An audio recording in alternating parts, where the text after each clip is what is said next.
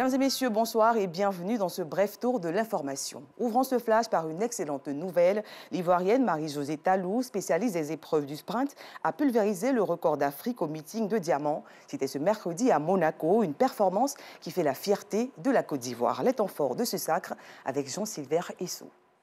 Marie-Josée Talou est la nouvelle reine du 100 mètres africain. La sprinteuse ivoirienne a battu le record d'Afrique de la distance qui était détenu par sa compatriote Muriel Aouré avec un temps de 10 secondes 72 centièmes. Talou Marie-Josée a réalisé cette performance au meeting de Monaco lors de la 10e étape de la Ligue de Diamant dans une course extrêmement rapide où elle a fini 3e derrière les Jamaïcaines Shelly Ann Fraser-Price et Sherika Jackson qui ont réalisé respectivement les chronos de 10,62 et 10,71. Avec ce chrono de 10,72, Talou Marie-Josée s'offre le 8e temps de l'histoire du 100 mètres féminin. Ce record d'Afrique va faire beaucoup de bien à Talou Marie-Josée après les mondiaux manqués de Gênes aux États-Unis.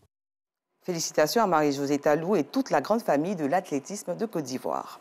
Le portrait, c'est tous les jeudis dans le journal et ce soir, la rédaction mettra en lumière un homme au grand cœur et apprend son métier de rebobineur aux enfants en situation de handicap. Aboubacar Traoré, c'est son nom, donne une chance à ses enfants stigmatisés. Il a décidé de les accompagner malgré ses faibles revenus. Son seul objectif, voir ses enfants heureux, épanouis et indépendants. Nous vous invitons donc à le découvrir dans le 19h30. Les jeunes entrepreneurs de la commune de Cocody sont à l'honneur. La raison, une société de gestion de fonds Capital Risque décide de les accompagner dans le développement de leurs activités. Une nouvelle, de quoi redonner de l'espoir à plus d'un. Les détails avec Clément Bocco.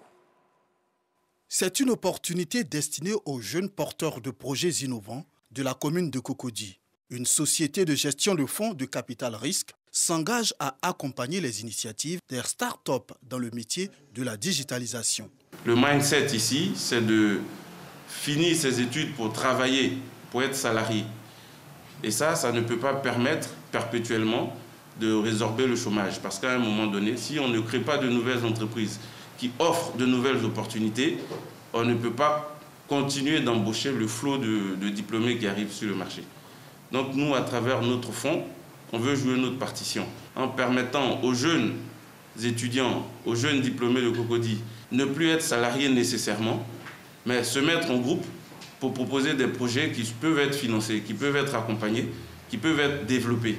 Pour le chairman Jean-André Aipo, à l'initiative de FinTech Challenge, il s'agit de lutter contre le chômage des jeunes à travers des services financiers inclusifs. Lorsque le pays nous forme et nous permet d'aller à l'étranger, si nous avons des opportunités, nous pensions d'abord à notre pays. L'objectif étant vraiment de faire de Cocody un hub technologique à moyen et long terme.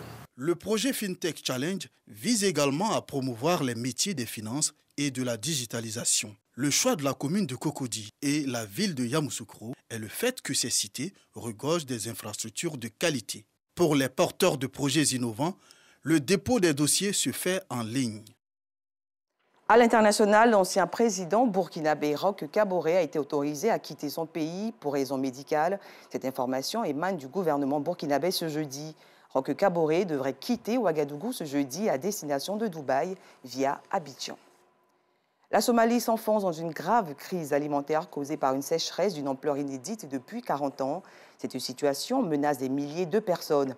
À cela se rajoute la dégradation des conditions climatiques dans ce pays qui est non sans conséquences. Elle entraîne le déplacement des populations contraintes de fuir leur maison à la recherche d'une aide humanitaire, des vivres, de l'eau potable, entre autres. Les Nations Unies donnent l'alerte depuis quelques jours. Il faut noter que le seul mois de mai 2022 enregistre plus de 100 000 nouveaux déplacements internes. Fin de ce flash, rendez-vous à 19h30.